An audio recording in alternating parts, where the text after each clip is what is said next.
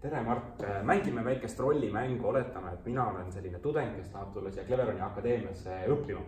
Ja nüüd ma mõtlengi, et kes sina oled, seal peab ka ära rääkima. Mart, teeme nii, et sina oled täna meil isesõitvate robootiliste toodete osakonna tiimi juht. Et sa on olemas, väga hea ja mängime seda mängu, et ma olen tudeng, kes tahab tulla siia õppima ja mind väga huvitab, et mis see praktika siin Cleveronis nagu välja näeb. Meie eesmärk on kohe esimesest päevast alates anda noortele praktilisi oskusi ja süstida nendesse enesekindlust. Me alustame pihta hobiprojektidega, lähme robootiliste platvormide peale ja lõpuks lähme päris isesõitva auto juurde.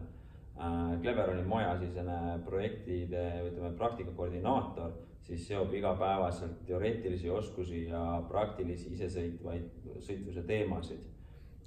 Lõpuks siis tuleb teha tarkvara isesõitvale autole ja kindlasti ka siis 3 aasta jooksul on palju meeskondlikke võistlusformaadis väljakutseid.